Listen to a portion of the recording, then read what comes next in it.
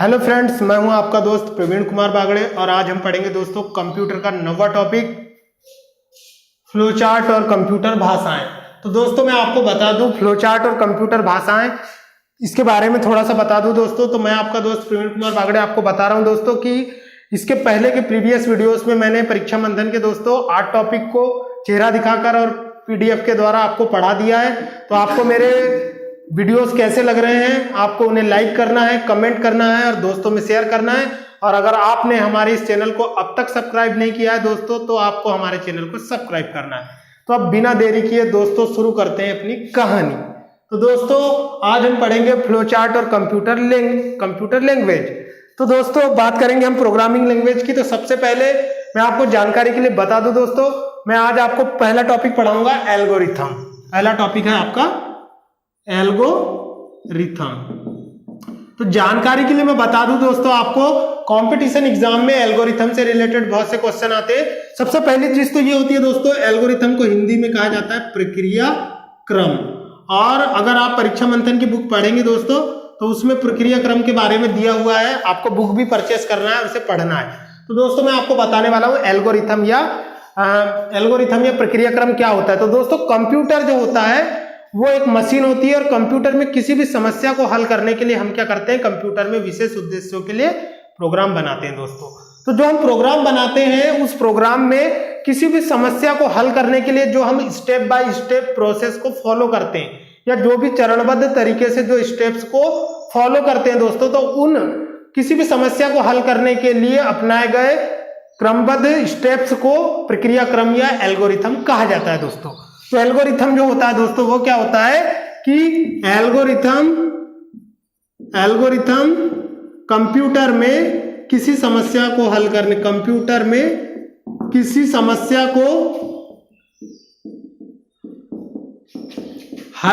की step by step को कहा जाता है।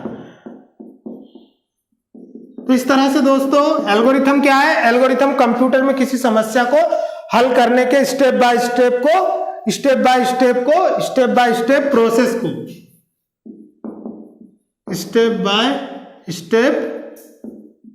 प्रोसेस को कहा जाता है।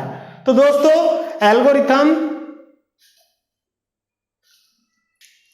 दोस्तों इसके बाद मैं आपको बताने वाला हूं फ्लोचार्ट के बारे में। तो दोस्तों आपने सी प्रोग्रामिंग लैंग्वेज पढ़ा होगा, तो उसमें आपने फ्लोचार्ट के बारे में पढ़ा होगा दोस्तों। तो मैं आपको बता दूं फ्लोचार्ट जो होता है वो कंप्यूटर में किसी समस्या को जब हम हल करते हैं तो उसकी स्टेप बाय स्टेप प्रोसेस को एल्गोरिथम कहा जाता है। तो एल्गोरिथम को हम उदाहरण के तौर पे ऐसे समझ सकते हैं दोस्तों, अगर आपको चाय बनाना है तो आप चाय कैसे बनाते हैं, अच्छी से अच्छी चाय अगर आपको बनाना है दोस्तों, तो उसके लिए आप क्या करते हैं, सबसे पहले अपने बर्तन को रखते हैं, उसमें आवश्यकता अनुसार पानी डालते हैं, फिर चाय पत्ती डालते हैं, फिर शक्कर डालते हैं और उसे थोड़ा उबाल आने देते हैं। उसके बाद उसमें इलायची, लौंग और स्वादानुसार उसमें दोस्तों थोड़ा सा हल्दी भी डाल सकते हैं आप, और जो है उसे तुलसी के पत्ते डालने के बाद उसे पकाते हैं दोस्तों, और उसके बाद ऊपर से दूध डालते हैं और उसके बाद जब आपकी चाय पक जाती है दोस्तों तो उसे आप पी सकते हैं। तो इस प्रकार से दोस्तों आपकी जो चाय बनाने की विधि है उसे जब आप स्टेप बाय स्टेप लिखते जाओगे कागज पर, तो चाय बनाने का एल्गोरिथम बन जाता है दोस्तों। ठीक उसी प्रकार कंप्यूटर में भी अगर आपको 2 नंबरों को जोड़ना है या किसी नंबर की टेबल प्रिंट करना है, तो उसके लिए आप जो भी स्टेप्स को फॉलो करते हैं प्रोग्राम बनाने के लिए, वो सारे प्रोग्राम की स्टेप्स जो है वो एल्गोरिथम कहलाती है। तो जो आपका एल्गोरिथम रहता है दोस्तों, उसी एल्गोरिथम को अगर आप चित्र के रूप में रिप्रेजेंट कर रहे हैं, मतलब कि the graphical representation of any algorithm is known as a flowchart. इसका मतलब यह है दोस्तों कि flowchart is a graphical representation of an algorithm. तो इसे बोल सकते हैं दोस्तों द ग्राफिकल रिप्रेजेंटेशन ऑफ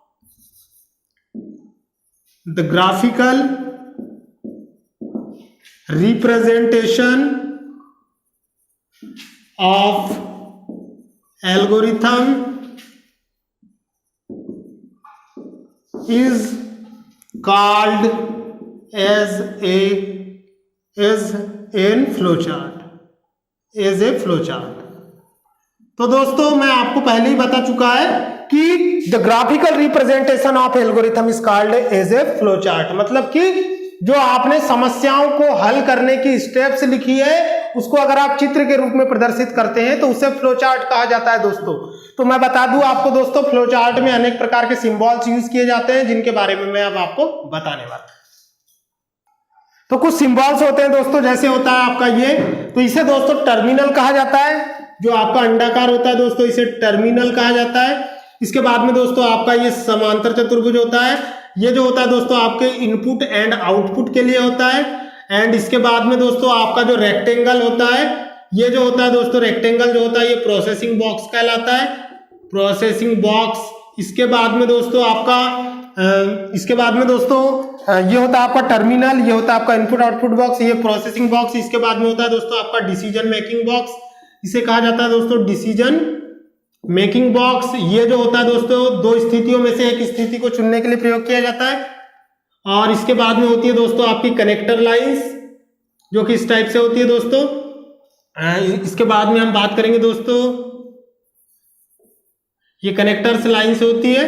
तो ये वाली जो कनेक्टर्स लाइन होती है दोस्तों इसे right arrow, left arrow, down arrow, और ये होती है दोस्तों आपकी टॉप एरो। तो ये बॉटम एरो, ये टॉप एरो, ये राइट एरो और ये लेफ्ट एरो दोस्तों। इसके बाद में हम बात करेंगे दोस्तों एक और होता है जो होता है आपका दोस्तों इस टाइप से होता है, इसे कनेक्टर कहा जाता है। तो मैं इनके बारे में आपको बताने वाला हूं दोस्तों। तो सबसे पहले हम देखेंगे टर्मिनल। तो टर्मिनल का मीनिंग क्या होता है दोस्तों? टर्मिनल का मीनिंग होता है दोस्तों किनारा। तो टर्मिनल जो होता है ये किसी भी फ्लो चार्ट के किनारे पर होता है, यानी प्रोग्राम के या तो स्टार्ट में रहता है या फिर फ्लो चार्ट के अंतिम में। तो जब आप किसी प्रोग्राम के लॉजिक का या एल्गोरिथम का फ्लो चार्ट बनाते हैं दोस्तों, तो टर्मिनल जो होता है वो स्टार्टिंग पॉइंट होता है। ये कंपटीशन एग्जाम का महत्वपूर्ण क्वेश्चन है दोस्तों। इसके अलावा जो अंतिम में जो होता है, जहां पे प्रोग्राम आपका लॉजिक समाप्त हो जाता है, तो फ्लो चार्ट के शुरुआत में और अंतिम में टर्मिनल होता है दोस्तों। इस बात को आपको बिल्कुल याद रखना है। इसके बाद में होता है दोस्तों आपका इनपुट आउटपुट बॉक्स, जो कि आपका समांतर चतुर्भुज होता है। ये समांतर चतुर्भुज है दोस्तों, ये इनपुट आउटपुट बॉक्स होता है। जब हम कंप्यूटर में डेटा या निर्देशों को कंप्यूटर में इनपुट करते हैं तो वो इस बॉक्स के अंदर लिखा जाता है दोस्तों। इसके बाद में होता है दोस्तों आपका प्रोसेसिंग बॉक्स। जब आप डेटा को कंप्यूटर में इनपुट डिवाइस की सहायता से इनपुट करते हैं तो डेटा को प्रोसेस किया जाता है। तो ये प्रोसेसिंग बॉक्स को रेक्टेंगल बॉक्स के द्वारा रिप्रेजेंट किया जाता है दोस्तों। इसके बाद में हम बात करेंगे डिसीजन मेकिंग बॉक्स की दोस्तों। तो डिसीजन मेकिंग बॉक्स जो होता है वो शेप में डायमंड की तरह होता है दोस्तों, लाइक ए डायमंड। तो इसे डिसीजन मेकिंग बॉक्स कहा जाता है दोस्तों। इसके बाद में होता है दोस्तों आपका, ये होती है आपकी कनेक्टर लाइंस। कनेक्टर लाइंस का मतलब होता है दोस्तों संयोजन रेखाएं। तो ये जो संयोजन रेखाएं होती है दोस्तों, ये right arrow, left arrow, down arrow और बॉटम एरो, डाउन एरो और टॉप एरो, इस टाइप से होते हैं दोस्तों। इनका उपयोग जो है ये डेटा फ्लो को बताने के लिए किया जाता है कि डेटा का फ्लो किधर हो रहा है। इसके बाद में जो कनेक्टर होते हैं दोस्तों, ये इनका प्रयोग कहाँ किया जाता है? तो मैंने आपने अक्सर देखा होगा दोस्तों, फ्लो चार्ट में आपको कनेक्टर दिखाई नहीं देते हैं दोस्तों। तो कनेक्टर का उपयोग तब किया जाता है दोस्तों जब आप किसी एल्गोरिथम को फ्लो चार्ट के माध्यम से रिप्रेजेंट करते हैं और आपका जो फ्लो चार्ट है दोस्तों वो एक पेज पर नहीं समाता है, तो उसके रिमेनिंग पार्ट को, यानी कि शेष बचे हुए पार्ट को दूसरे पेज पर रखा जाता है दोस्तों। तो उन दोनों को कनेक्ट करने के लिए कनेक्टर का यूज किया जाता है। इसके बाद में दोस्तों मैं अब आपको बताने वाला हूं कंप्यूटर की प्रोग्रामिंग लैंग्वेज के बारे में। इसके बाद में दोस्तों मैं आपको एक महत्वपूर्ण टॉपिक बताने वाला हूं, स्यूडो कोड। तो दोस्तों स्यूडो कोड क्या होता है? तो दूसरा मैंने आपको बताया दोस्तों फ्लो चार्ट, अब मैं आपको बताने वाला हूं स्यूडो कोड। तो स्यूडो कोड जो होता है दोस्तों, यहां पे जो पी है ये साइलेंट है। जैसे कि दोस्तों आप लिखते हैं सुनामी लिखते हैं दोस्तों, तो जब आप सुनामी लिखते हैं दोस्तों तो उसमें टी साइलेंट होता है। ठीक उसी प्रकार दोस्तों जब आप साइकोलॉजी लिखते हैं तो वहां पे पी साइलेंट होता है। ठीक उसी तरह दोस्तों जब आप स्यूडो कोड लिखते हैं तो वहां पे पी साइलेंट होता है दोस्तों। तो मैं आपको इंग्लिश नहीं पढ़ा रहा हूं अभी फिलहाल में दोस्तों, मैं आपको कंप्यूटर पढ़ा रहा हूं, तो यहाँ पे फोकस करना है दोस्तों। तो बात करेंगे हम स्यूडो कोड की। तो मैं आपको जानकारी के लिए बता दूं दोस्तों स्यूडो कोड क्या होता है। क्या होता है दोस्तों कि जब हम कंप्यूटर में एल्गोरिथम तैयार करते हैं, मतलब कि किसी भी प्रॉब्लम को सॉल्व करने की स्टेप्स को लिखते हैं, उसके बाद में उसका ग्राफिकल रिप्रेजेंटेशन करते हैं, मतलब फ्लो चार्ट बनाते हैं, तो उसके बाद में ये स्यूडो कोड क्या है? तो स्यूडो कोड जो होता है दोस्तों वो किसी भी प्रोग्राम को तैयार करने के बाद जो हम उसे अपनी मानव जो होता है जो यानी ह्यूमन ब्रेन होता है दोस्तों, वो अपने लिए एक संक्षिप्त ट्रिक के रूप में कोड को लिख देता है, मतलब कि कोड को सॉर्टेड फॉर्म में छोटा करके लिख देता है दोस्तों, जिससे उसको प्रोग्राम का लॉजिक तैयार करने में कॉन्सेंट्रेशन ज्यादा होता है दोस्तों। तो वो स्यूडो कोड कहलाता है। तो स्यूडो कोड की अगर मैं बात करूं दोस्तों, तो एक स्यूडो कोड का मैं आपको एग्जांपल बोर्ड पे दिखा रहा हूं दोस्तों, बिल्कुल ध्यान से देखिएगा, बिल्कुल नजर मत हटाइएगा। तो दोस्तों जैसे अगर मैं आपके सामने एक फ्लो चार्ट भी बना रहा हूं दोस्तों और एक स्यूडो कोड भी बना रहा हूं, तो सबसे पहले हम दोस्तों आपको बताएंगे स्यूडो कोड के बारे में। सबसे पहले हम पहली स्टेप से लिखेंगे दोस्तों स्टार्ट। सबसे पहले क्या होता है प्रोग्राम में स्टार्ट होता है। उसके बाद में दूसरा होता है दोस्तों इनपुट। इनपुट किया जाता है, क्या किया जाता है इनपुट A, B। उसके बाद में क्या होता है दोस्तों, उसके बाद में होता है प्रोसेस, कंपेयर होता है दोस्तों। हम कंपेयर का प्रोग्राम बना रहे हैं, कंपेयर A एंड B। उसके बाद में दोस्तों क्या होता है, चौथी स्टेप से जो होती है दोस्तों इफ यानी यदि A is greater than B then print A। इसका मतलब यह है दोस्तों कि अगर A बड़ा है B से तो क्या प्रिंट होगा, A प्रिंट होगा, अदरवाइज यानी इल्स प्रिंट B। तो इस तरह से दोस्तों मैंने स्यूडो कोड बना लिया है। अब मैं इसका आपको फ्लो चार्ट बना के बता रहा हूं। तो दोस्तों सबसे पहले क्या होगा, आपका टर्मिनल होगा स्टार्ट। उसके बाद में क्या होगा दोस्तों, इनपुट होगा। तो इनपुट आप समांतर चतुर्भुज में बनाते हैं, इनपुट करेंगे दोस्तों, क्या इनपुट करेंगे A, B। उसके बाद में क्या होगा दोस्तों, कंपेयर होगा। कंपेयर कैसे होगा, डिसीजन मेकिंग बॉक्स से A is greater than B, A is greater than B। अगर ये बड़ा है दोस्तों तो क्या होगा, प्रिंट A होगा दोस्तों। ये आउटपुट बॉक्स आपका जो इनपुट एंड आउटपुट बॉक्स होता है दोस्तों वो कैसा होता है, आपका समांतर चतुर्भुज होता है इस टाइप से। और यदि दोस्तों अगर ये इससे छोटा है, A जो है छोटा है B से तो नो हो जाएगा दोस्तों। तो यहां पे क्या प्रिंट होगा, यहां पे दोस्तों प्रिंट होगा आपका प्रिंट B, प्रिंट B। और दोस्तों अगर आपका दोस्तों इसके बाद में क्या होगा, आपका टर्मिनल आ जाएगा दोस्तों, यहां पे हो जाएगा स्टॉप। तो इस तरह से दोस्तों आपका ये लॉजिक यहां पे बन गया। थोड़ा सा चित्र को मैं शॉर्ट कर रहा हूं दोस्तों, यहां पे आपका हो जाएगा स्टॉप और ये यहां पे आके कनेक्ट हो जाएगा दोस्तों। तो इस तरह से आपका ये मैंने फ्लो चार्ट बना दिया दोस्तों। सबसे पहले प्रोग्राम स्टार्ट होगा, उसके बाद इनपुट होगा A एंड B। ये इनपुट और आउटपुट बॉक्स जो होता है दोस्तों वो समांतर चतुर्भुज होता है। इसके बाद में डिसीजन मेकिंग बॉक्स है दोस्तों, यहां पे कंपेयर करेंगे कि A is greater than B और नो, यानी कि A बड़ा है B से या B बड़ा है A से। अगर वो बड़ा है दोस्तों तो प्रिंट A होगा और ये लॉजिक यहां पे जाके स्टॉप हो जाएगा प्रोग्राम का दोस्तों। और यदि छोटा है तो प्रिंट B होगा दोस्तों। इस तरह प्रोग्राम का लॉजिक। तो ये आपका फ्लो चार्ट बन गया दोस्तों और ये आपका स्यूडो कोड। और प्रक्रिया क्रम के बारे में मैंने आपको शुरुआत में ही बता दिया कि उसे आप अपने शब्दों में लिख सकते हैं एल्गोरिथम को किसी भी समस्या को हल करने के लिए। इसके बाद में मैं आपको प्रोग्रामिंग लैंग्वेज को बताऊंगा दोस्तों। तो दोस्तों अब मैं आपको बताने वाला हूं बहुत ही इंपॉर्टेंट टॉपिक, प्रोग्रामिंग लैंग्वेज। तो दोस्तों अब मैं बताने वाला हूं आपको नेक्स्ट टॉपिक है आपका प्रोग्रामिंग लैंग्वेज। प्रोग्रामिंग लैंग्वेज का मतलब होता है दोस्तों प्रोग्रामिंग की भाषाएं। तो कंप्यूटर जो होती है दोस्तों, आपको मैंने पहले ही बताया है कि कंप्यूटर क्या होती है, एक मशीन होती है। और हम जो भाषा का यूज करते हैं दोस्तों ह्यूमन लैंग्वेज का, वो एक अलग लैंग्वेज होती है, जैसे मराठी, हिंदी, गुजराती, पंजाबी, निमाड़ी, तो दोस्तों गोंडी, ये सभी हमारी भाषाएं हैं दोस्तों भारत की। वैसे ही कंप्यूटर की एक अलग ही वर्ल्ड है दोस्तों। तो कंप्यूटर की जो भाषाएं होती है वो अलग होती है दोस्तों। तो मैं बात करूंगा कंप्यूटर के प्रोग्रामिंग लैंग्वेज की दोस्तों। तो कंप्यूटर में प्रोग्राम क्या होता है, प्रोग्राम जो होता है दोस्तों, कंप्यूटर में जो प्रोग्राम होता है वो किसी विशेष समस्या को हल करने के लिए लिखे गए निर्देशों का समूह होता है। और कंप्यूटर में यही प्रोग्रामों का समूह मिलकर सॉफ्टवेयर का निर्माण करता है। तो दोस्तों हम बात करेंगे प्रोग्राम की। तो प्रोग्राम कंप्यूटर में लिखे गए निर्देशों का समूह होता है जो किसी विशेष उद्देश्य के लिए लिखा जाता है। तो जब वो किसी विशेष उद्देश्य के लिए लिखा जाता है दोस्तों, तो उसके लिए एक विशेष लैंग्वेज का यूज किया जाता है। तो वो लैंग्वेज कितने प्रकार की होती है, तो दोस्तों मैं आपको जानकारी के लिए बता दूं, कंप्यूटर जो होता है दोस्तों उसमें मुख्य रूप से दो प्रकार की प्रोग्रामिंग लैंग्वेज होती है। तो पहली होती है दोस्तों आपकी low level language, low level language, और दूसरी होती है आपकी हाई लेवल लैंग्वेज। तो दोस्तों मैं आपको जानकारी के लिए बता दूं दोस्तों, लो लेवल लैंग्वेज जो होती है ये मुख्य रूप से दो प्रकार की लैंग्वेज होती है। एक होती है आपकी यंत्र भाषा, जिसे कि आप क्या कहते हैं दोस्तों, मशीन लैंग्वेज या बाइनरी लैंग्वेज कहते हैं। ये होती है दोस्तों आपकी कंप्यूटर की आंतरिक संरचना पर निर्भर करती है मशीन लैंग्वेज, जिसे क्या कहते हैं दोस्तों हम बाइनरी लैंग्वेज कहते हैं। और दोस्तों इसी में 0 और 1 नाम की दो बिट का प्रयोग किया जाता है दोस्तों, और इस बिट का पूरा नाम होता है बाइनरी डिजिट। तो कंपटीशन एग्जाम में सीपीसीटी में क्वेश्चन आता है दोस्तों, बिट का पूरा नाम क्या होता है, तो बिट का पूरा नाम होता है बाइनरी डिजिट। और हमारा कंप्यूटर जो होता है दोस्तों इसी नंबर सिस्टम में किसी भी दिए गए निर्देश को कन्वर्ट करता है और उसके बाद में प्रोसेसिंग करता है। इसके बाद में हम बात करेंगे दोस्तों दूसरी जो लो लेवल लैंग्वेज होती है दोस्तों, वो होती है आपकी असेंबली लैंग्वेज। असेंबली लैंग्वेज जो होती है दोस्तों, यह भी लो लेवल लैंग्वेज होती है और इसमें दोस्तों नेमोनिक कोड का यूज किया जाता है।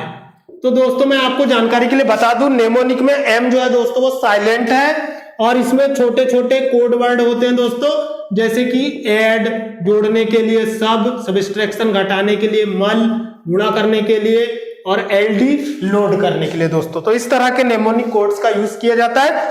और जो आपकी हाई लेवल लैंग्वेज होती है दोस्तों, ये होती है आपकी, इसके भी टाइप होते हैं दोस्तों, जैसे बात करें third generation language, fourth generation language, 4GL, fifth generation language. तो इस तरह से दोस्तों ये 3 टाइप की होती है। इसके बाद में हम बात करेंगे दोस्तों सबसे पहले लो लेवल लैंग्वेज। सबसे पहले मैं बता दूं दोस्तों आपको कि लैंग्वेज क्या होती है। लैंग्वेज होती है दोस्तों संचार का माध्यम। संचार का माध्यम मतलब कि भाषाओं को आदान प्रदान करने का एक माध्यम। मतलब कि दोस्तों संचार क्या होता है? संचार का मतलब होता है कम्युनिकेशन। कम्युनिकेशन का मतलब होता है दोस्तों the exchange of information between 2 devices और 2 पर्सन्स और 2 कम्युनिटी। मतलब कि जब 2 यंत्र आपस में सूचनाओं का आदान प्रदान करते हैं, या 2 व्यक्ति या 2 समाज जब आपस में सूचनाओं का आदान प्रदान करते हैं, तो उसे संचार कहा जाता है। जैसे दोस्तों हम बात करें संचार के माध्यमों की, तो मोबाइल, टीवी, इंटरनेट और समाचार पत्र। वैसे ही दोस्तों कंप्यूटर में अगर हमें कंप्यूटर को कोई निर्देश देना है, तो हमें कंप्यूटर के साथ क्या करना पड़ेगा? कम्युनिकेशन करना पड़ेगा, संचार करना पड़ेगा। तो कंप्यूटर के साथ संचार करने के लिए हमको कंप्यूटर की भाषा को सीखना पड़ेगा, और हम कंप्यूटर की भाषा नहीं सीख सकते तो कम से कम हाई लेवल लैंग्वेज को सीखना पड़ेगा, या मशीन लैंग्वेज को। तब जब हम इन कंप्यूटर की भाषाओं को सीखेंगे तो हम कंप्यूटर को उन भाषाओं में आदेश देंगे और कंप्यूटर उन भाषाओं के अनुसार कार्य करेगा। तो बात करते हैं दोस्तों मशीन लैंग्वेज की। तो मशीन लैंग्वेज जो होती है और जो आपकी असेंबली लैंग्वेज होती है, ये लो लेवल लैंग्वेज के अंतर्गत आती है दोस्तों। लो लेवल लैंग्वेज के अंतर्गत आती है, मतलब कि इनका स्तर, लो लेवल यानी नीचा स्तर, इसका स्तर कैसा होता है दोस्तों? नीचा होता है। मतलब कि इसकी क्वालिटी और क्वांटिटी क्या होती है? कम होती है। जैसे मैं बात करूं दोस्तों मशीन लैंग्वेज की, तो मशीन लैंग्वेज जो होती है बाइनरी कोड से मिलकर बनी होती है, जो 0 और 1 से मिलकर बने होते हैं, जिन्हें बिट कहा जाता है, और बिट का पूरा नाम बाइनरी डिजिट होता है। तो दोस्तों मैं आपको बता दूं मशीन लैंग्वेज को सीखना इतना आसान काम नहीं है। वैज्ञानिक लोग भी इसे सीखने में बहुत साल लगते थे दोस्तों, और ये फर्स्ट जनरेशन के कंप्यूटर में बाइनरी लैंग्वेज का यूज किया जाता था। इसी कारण तो जेपी अकट और जॉन मिचेली ने दोस्तों जो पहला कंप्यूटर बनाया था बाइनरी नंबर सिस्टम पर आधारित, वो बहुत ही टिपिकल था, उसे चलाना आम लोगों के बस की बात नहीं थी। उसके बाद में मैं बात करूंगा दोस्तों असेंबली लैंग्वेज की। तो असेंबली लैंग्वेज जो थी वो बाइनरी लैंग्वेज की प्रॉब्लम को सॉर्ट आउट करने के लिए डेवलप की गई थी।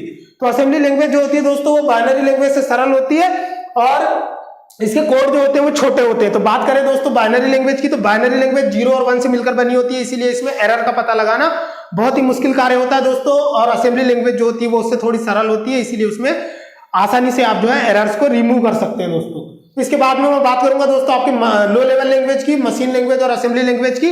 तो ये दोनों लैंग्वेज जो होती है दोस्तों,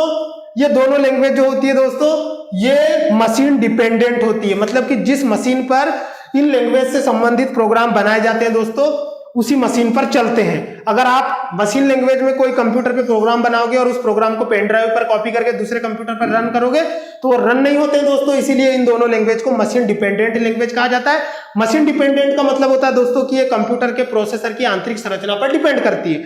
और कंप्यूटर जो होते हैं दोस्तों, विश्व में अलग अलग प्रकार के कंप्यूटर यूज किए जाते हैं। किसी के पास लावा का है, किसी के पास दोस्तों लेनोवो का कंप्यूटर है, किसी के पास में दोस्तों एप्पल का कंप्यूटर है, किसी के पास में दोस्तों किसी के पास में मतलब एचपी का कंप्यूटर है, किसी के पास में डेल का कंप्यूटर है, किसी के पास में अलग अलग कंपनियों के कंप्यूटर होते हैं दोस्तों। और सभी कंप्यूटरों में अलग अलग प्रकार के प्रोसेसर यूज किए जाते हैं। इसका मतलब यह है दोस्तों कि किसी एक कंप्यूटर पर आप मशीन लैंग्वेज या असेंबली लैंग्वेज में प्रोग्राम बनाओगे तो दूसरे कंप्यूटर पर नहीं चल सकता दोस्तों। तो इन समस्याओं से बचने के लिए वैज्ञानिकों ने दोस्तों हाई लेवल लैंग्वेज का डेवलपमेंट किया। तो अब मैं बात करूंगा दोस्तों हाई लेवल लैंग्वेज के बारे में। तो सबसे पहले मैं आपको थोड़ी सी चीज छूट गई है दोस्तों, मैं आपको थोड़ा मशीन लैंग्वेज के बारे में बता दूं। तो जो आपकी लो लेवल लैंग्वेज होती है दोस्तों मशीन लैंग्वेज, इसको बदलने के लिए जब आप इस मशीन लैंग्वेज में कोई प्रोग्राम लिखते हो दोस्तों और कंप्यूटर में इनपुट करते हो तो इसे दोस्तों इसके लिए कोई भी प्रकार के लैंग्वेज ट्रांसलेटर सॉफ्टवेयर की जरूरत नहीं पड़ती है दोस्तों। क्योंकि ये इसीलिए नहीं पड़ती दोस्तों क्योंकि हमारा कंप्यूटर तो इसी लैंग्वेज पे वर्क करता है, तो वहां लैंग्वेज ट्रांसलेटर की जरूरत ही नहीं है। अब अगर दोस्तों किसी विधायक को अगर दोस्तों गोंडी भाषा आती है और वो बैहर में चले गया दोस्तों, तो वो किसी आदमी से बात करेगा तो दोस्तों गोंडी में बात करेगा, लेकिन अगर उसे दोस्तों गोंडी नहीं आती तो वो अपने साथ में एक गोंड को ले जाएगा दोस्तों, मतलब कि हमारे गोंड भाई को ले जाएगा दोस्तों, और फिर उससे बोलेगा कि भैया इसने क्या बोला, इसे बता ट्रांसलेट करके, तब वो बता पाएगा दोस्तों। लेकिन अगर वो गोंड विधायक बनेगा दोस्तों, गोंड समाज का व्यक्ति हमारा भाई अगर विधायक बनेगा दोस्तों, तो उसे ट्रांसलेटर प्रोग्राम की जरूरत नहीं पड़ेगी दोस्तों, यानी ट्रांसलेटर वाले आदमी की जरूरत नहीं पड़ेगी दोस्तों। तो इस तरह से अगर आप मशीन लैंग्वेज में प्रोग्राम बनाते हो दोस्तों, तो आपको कंप्यूटर में ट्रांसलेट करने की जरूरत नहीं पड़ती दोस्तों। इस तरह अगर मैं बात करूं दोस्तों असेंबली लैंग्वेज की, सॉरी दोस्तों उदाहरण के तौर पे बता रहा हूं मैं आपको, इसे पर्सनली नहीं लेना है। इसके बाद में बात करूंगा दोस्तों असेंबली लैंग्वेज की। तो असेंबली लैंग्वेज जो होती है दोस्तों, वो जो होती है असेंबली कोड से मिलकर बनी होती है, नेमोनिक कोड से मिलकर बनी होती है, और इसमें से छोटे छोटे सिंबल का यूज किया जाता है दोस्तों। ये जो होती है मशीन लैंग्वेज से सरल होती है, हालांकि ये भी मशीन की आंतरिक संरचना पर निर्भर करती है। तो इस तरह से दोस्तों आपकी लो लेवल लैंग्वेज में, इसमें दोस्तों असेंबली लैंग्वेज में जो प्रोग्राम तैयार किया जाता है उससे दोस्तों कंप्यूटर हमारा बाइनरी लैंग्वेज पे चलता है दोस्तों। तो आपकी जो असेंबली लैंग्वेज होती है दोस्तों, उसे पहले क्या करना पड़ता है, मशीन लैंग्वेज में ट्रांसलेट करना पड़ता है। तो इसलिए दोस्तों असेंबली लैंग्वेज में तैयार किए गए प्रोग्राम को ट्रांसलेट करने के लिए कंप्यूटर में असेंबलर नाम के ट्रांसलेटर प्रोग्राम की जरूरत पड़ती है दोस्तों। इसके बाद में मैं बताऊंगा दोस्तों आपको हाई लेवल लैंग्वेज के बारे में। तो हाई लेवल लैंग्वेज जो होती है दोस्तों, ये ऐसी हाई लेवल लैंग्वेज का हिंदी मीनिंग होता है दोस्तों उच्च स्तरीय भाषा। तो इन दोनों प्रोग्रामिंग लैंग्वेज में कोड लंबे लंबे होते हैं, काफी परेशानी होती है। इन प्रॉब्लम को रिजॉल्व करने के लिए दोस्तों वैज्ञानिकों ने हाई लेवल लैंग्वेज का विकास किया। इसके बाद में मैं बात करूंगा दोस्तों third generation language, fourth generation language और फिफ्थ जनरेशन। तो दोस्तों मैंने आपके लिए एक बहुत ही खोज के चार्ट लाया है दोस्तों, ये परीक्षा बंधन की बुक में दिया हुआ है, और ऐसे बहुत से चार्ट मैं आपको आगे बताने वाला हूं दोस्तों। तो कंपटीशन एग्जाम में पूछा जाता है दोस्तों कि पहली पीढ़ी के कंप्यूटर की भाषा कौन सी थी। तो दोस्तों मैंने आपको पहले ही बता दिया है कि पहली पीढ़ी का जो कंप्यूटर था उसका नाम था ENIAC। भूल गए क्या दोस्तों, पहले वीडियो में बताया था आपको कि पहली पीढ़ी का कंप्यूटर का नाम था ENIAC, जिसका पूरा नाम electronic numerical integrator and calculator होता है दोस्तों। इसे JP अकर्ट और जॉन मुथली ने बनाया था दोस्तों।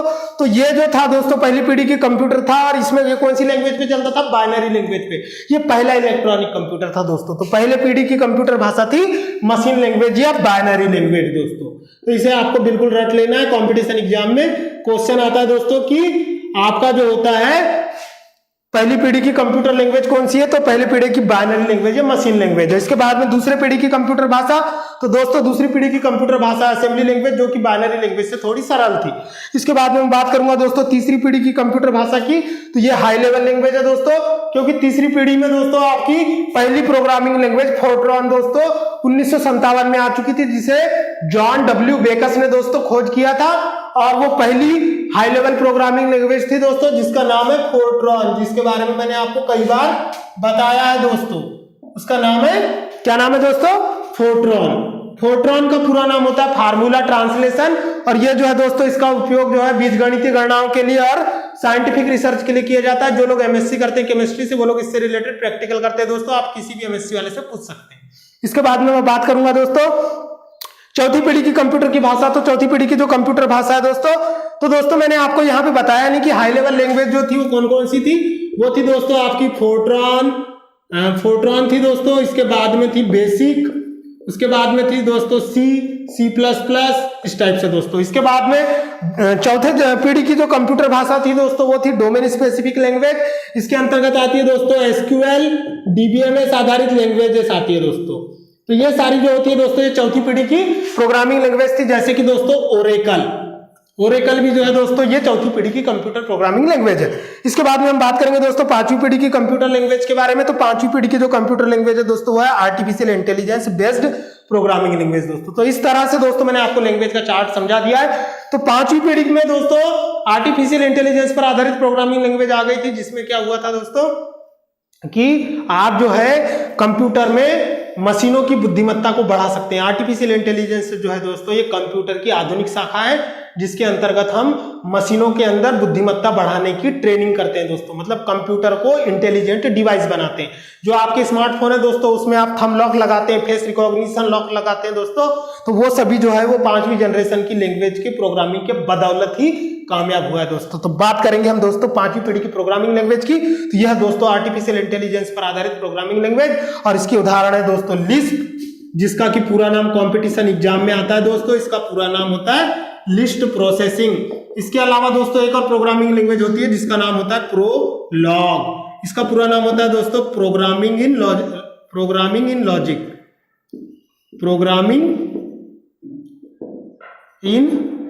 लॉजिक। तो इस तरह दोस्तों अब मैं आपको हाई लेवल लैंग्वेज के बारे में इसके बाद में बताने वाला हूं, तो वीडियो में अंतिम समय तक बने रहे। तो दोस्तों अब मैं बताने वाला हूं आपको हाई लेवल लैंग्वेज के बारे में। तो हाई लेवल लैंग्वेज जो है दोस्तों ये तीसरी पीढ़ी से इसका प्रयोग किया गया दोस्तों। तो तीसरी पीढ़ी के कंप्यूटरों में हाई लेवल लैंग्वेज की शुरुआत हुई दोस्तों, और इसी तारतम्य में पहली high level language I Fortran. और इसके बाद हम बात करेंगे दोस्तों फोर्थ जनरेशन लैंग्वेज की। तो फोर्थ जनरेशन लैंग्वेज जो थी दोस्तों वो डोमेन स्पेसिफिक लैंग्वेज यानी कि डोमेन पर आधारित प्रोग्रामिंग लैंग्वेज थी दोस्तों। इसमें डेटाबेस तैयार किया जाता था। इसकी जो इंपॉर्टेंट लैंग्वेजेस थी दोस्तों वो थी एसक्यूएल। एसक्यूएल का पूरा नाम होता है दोस्तों, एसक्यूएल का पूरा नाम मैं आपको बता दूं दोस्तों, इसका पूरा नाम होता है स्ट्रक्चर्ड क्वेरी लैंग्वेज। तो मैं आपको जानकारी के लिए बता दूं दोस्तों, स्ट्रक्चर्ड क्वेरी लैंग्वेज एसक्यूएल का पूरा नाम होता है जिसका फुल फॉर्म कंपटीशन एग्जाम में आता है। जावा स्क्रिप्ट जो होती है दोस्तों ये एक स्क्रिप्टिंग लैंग्वेज होती है जिसका उपयोग वेब पेज डिजाइनिंग में किया जाता है। इसके बाद में माइक्रोसॉफ्ट फ्रंट पेज जो होता है दोस्तों ये भी फोर्थ जनरेशन की लैंग्वेज होती है जो माइक्रोसॉफ्ट कंपनी के द्वारा डेवलप की गई है। इसके बाद में मैं बात करूंगा दोस्तों फिफ्थ जनरेशन लैंग्वेज की। तो पांचवी पीढ़ी के जो कंप्यूटर थे दोस्तों उनमें फिफ्थ जनरेशन प्रोग्रामिंग लैंग्वेज का यूज किया गया। तो मैंने आपको पहले ही बता दिया दोस्तों कि पांचवी पीढ़ी के कंप्यूटरों पे आर्टिफिशियल इंटेलिजेंस पर आधारित प्रोग्रामिंग लैंग्वेज का प्रयोग किया जाता है। तो इसमें दोस्तों प्रोलॉग का पूरा नाम होता है दोस्तों प्रोग्रामिंग इन लॉजिक, मतलब कि इसमें तार्किक गणनाओं को करने के लिए प्रोग्रामिंग इन लॉजिक के लिए प्रोलॉग लैंग्वेज का यूज किया जाता है। इसके बाद में बात करेंगे दोस्तों लिस्प की। तो लिस्प का पूरा नाम होता है दोस्तों लिस्ट प्रोसेसिंग। तो ये दोस्तों पांचवी जनरेशन की प्रोग्रामिंग लैंग्वेज है दोस्तों, ये भी आर्टिफिशियल इंटेलिजेंस पर आधारित होती है। इसके बाद में हम बात करेंगे दोस्तों सिंटैक्स रूल की। तो अगर आप दोस्तों किसी भी प्रोग्रामिंग लैंग्वेज में प्रोग्राम तैयार करते हैं और अगर आप प्रोग्राम के सिंटैक्स में गलती कर देते हैं दोस्तों तो इसमें क्या आती है, प्रोग्रामिंग में एरर आती है जिन्हें सिंटैक्स एरर कहा जाता है। जब आप प्रोग्राम तैयार कर लेते हैं दोस्तों और प्रोग्राम को जब आप कंपाइल करते हो तो कंपाइल करने के बाद जो एरर आती है दोस्तों तो उसे रिमूव किया जाता है। तो कंपाइल करना मतलब एरर का पता लगाना और डिबगिंग करना मतलब गलतियों को रिमूव करना। और दोस्तों कंप्यूटर में अशुद्धि को बग कहा जाता है जो कि कंपटीशन एग्जाम का महत्वपूर्ण क्वेश्चन है। इसके बाद में मैं बात करूंगा दोस्तों रिजर्व वर्ड की। तो हर प्रोग्रामिंग लैंग्वेज में कुछ रिजर्व वर्ड होते हैं दोस्तों। जैसे मैं बात करूं दोस्तों जिन्हें कीवर्ड कहा जाता है। क्या कहा जाता है दोस्तों, कीवर्ड। जब आप C++ और जावा पढ़ोगे दोस्तों तो वहां पर आप जो है दोस्तों कीवर्ड के बारे में पढ़ोगे दोस्तों। सी प्रोग्रामिंग लैंग्वेज में कई प्रकार के कीवर्ड का यूज किया जाता है जैसे कि दोस्तों प्रिंटफ, स्कैनफ, इस टाइप के जो होते हैं दोस्तों कीवर्ड यूज किए जाते हैं इनपुट और आउटपुट लेने के लिए। प्रोग्रामिंग में जो भी उसके छोटे छोटे पार्ट होते हैं दोस्तों उन्हें कीवर्ड कहा जाता है। तो दोस्तों जो कीवर्ड जो होते हैं वही रिजर्व वर्ड कहलाते हैं जो कि उस प्रोग्रामिंग लैंग्वेज के लिए रिजर्व होते हैं। तो हर प्रोग्रामिंग लैंग्वेज के जो कीवर्ड होते हैं दोस्तों वो अलग होते हैं। तो कीवर्ड या रिजर्व वर्ड जो होते हैं दोस्तों वो एक प्रकार की कंप्यूटर की लैंग्वेज का शब्दकोश होता है। जैसे हम बात करें दोस्तों मराठी लैंग्वेज की मराठी लैंग्वेज में भी बहुत सारे कीवर्ड होते हैं, तुझा, माझा, कोनाचा। तो इस टाइप के दोस्तों ये प्रोग्रामिंग लैंग्वेज के रिजर्व वर्ड होते हैं वो जो कीवर्ड कहलाते हैं जो सी और C++ और जावा में होते हैं और हर प्रोग्रामिंग लैंग्वेज में होते हैं। इसके बाद में हम बात करेंगे दोस्तों हाई लेवल लैंग्वेज की। तो जो हाई लेवल लैंग्वेज होती है दोस्तों तो हम बात कर रहे हैं दोस्तों हाई लेवल लैंग्वेज की। तो जो फोर्ट्रॉन है दोस्तों ये पहली हाई लेवल लैंग्वेज है जिसका पूरा नाम फार्मूला ट्रांसलेशन होता है। इसका विकास जो है दोस्तों आजादी के 10 साल बाद 1957 में जॉन बेकस के द्वारा किया गया दोस्तों, जॉन बेकस के द्वारा। इसके बाद में हम बात करेंगे दोस्तों लोगो जो होती है दोस्तों इसका कोई पूरा नाम नहीं होता। ये बच्चों को छोटे छोटे रेखा चित्र की जानकारी बताती है दोस्तों। जैसे बच्चों को हमको बताना है ये सर्कल है, ये रेक्टेंगल है, ये ट्रायंगल है, इस टाइप की जो जानकारी है दोस्तों बच्चों को देने के लिए लोगो नाम की प्रोग्रामिंग लैंग्वेज का प्रयोग किया जाता है। कोबल जो होती है दोस्तों ये व्यावसायिक प्रोग्रामिंग लैंग्वेज होती है। इसका पूरा नाम कॉमन बिजनेस ओरिएंटेड लैंग्वेज होता है दोस्तों। इसके बाद में जो बेसिक लैंग्वेज होती है दोस्तों ये सभी अन्य प्रोग्रामिंग लैंग्वेज के लिए नींव का पत्थर मानी जाती है दोस्तों। ये जो है BCA के सेकंड सेम का सब्जेक्ट होता है दोस्तों। तो बेसिक का पूरा नाम होता है दोस्तों beginners all purpose symbolic instruction code होता है दोस्तों। इसका फुल फॉर्म कंपटीशन एग्जाम में आता है beginners all purpose symbolic instruction code. ये भी दोस्तों थर्ड जनरेशन की प्रोग्रामिंग लैंग्वेज है, हाई लेवल लैंग्वेज। इसके बाद में पास्कल जो होती है दोस्तों ये जो है इसका कोई फुल फॉर्म नहीं होता, ये पास्कल वैज्ञानिक के नाम पर रखी गई है दोस्तों, ब्लेज पास्कल के नाम पर। बेसिक जो होती है दोस्तों इसके बारे में मैंने आपको बता दिया है। इसके बाद में जो सी प्रोग्रामिंग लैंग्वेज है दोस्तों, इसका विकास जो है 1972 में अमेरिका की बेल लेबोरेटरी में डेनिस रिची ने किया था दोस्तों। डेनिस रिची ने सी प्रोग्रामिंग लैंग्वेज का आविष्कार 1972 में अमेरिका की बेल लेबोरेटरी में किया था। इसके बाद में सी प्लस प्लस जो है दोस्तों वो सी लैंग्वेज का उन्नत वर्जन है, मतलब उसी का एडवांस फॉर्म है। इसके बाद में दोस्तों सी प्लस प्लस लैंग्वेज के बाद में जावा। जावा का आविष्कार दोस्तों 1991 में सन माइक्रो सिस्टम कंपनी के द्वारा किया गया था दोस्तों, और इसके आविष्कारक है दोस्तों जेम्स गेसेलिंग। जेम्स गेसेलिंग ने दोस्तों इसका आविष्कार किया था। इसके बाद में हम बात करेंगे दोस्तों अल्गोल की, तो अल्गोल का पूरा नाम एल्गोरिथमिक लॉजिक होता है दोस्तों, एल्गोरिथमिक लैंग्वेज होता है दोस्तों, ये भी कंपटीशन एग्जाम में क्वेश्चन आता है दोस्तों। इसके बाद में कोमाल जो होती है दोस्तों, यह भी एक प्रकार की दोस्तों कॉमन बिजनेस, कोमाल जो होती है दोस्तों यह भी एक प्रकार की हाई लेवल लैंग्वेज होती है। इसके बाद में बात करेंगे दोस्तों प्रोलॉग का, तो प्रोलॉग का पूरा नाम प्रोग्रामिंग इन लॉजिक होता है। और विजुअल बेसिक जो होती है दोस्तों ये भी एक प्रकार की हाई लेवल लैंग्वेज होती है दोस्तों। विजुअल बेसिक एक ऐसी प्रोग्रामिंग लैंग्वेज होती है दोस्तों जिसमें कि पूरा जो भी आपका मशीन जो भी प्रोग्राम तैयार करने के जितने भी एलिमेंट होते हैं दोस्तों वो इसके विजुअल बेसिक 6.0 के सॉफ्टवेयर में अवेलेबल होते हैं। और जो HTML होती है दोस्तों ये भी एक प्रकार की हाई लेवल लैंग्वेज होती है जिसका पूरा नाम हाइपर टेक्स्ट मार्कअप लैंग्वेज होता है दोस्तों।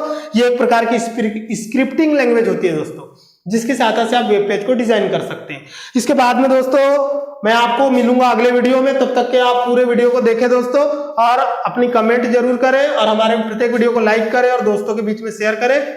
तो दोस्तों मैं था आपका दोस्त प्रवीण कुमार बागड़े, तब तक के लिए टाटा बाय बाय, खुदा हाफिज।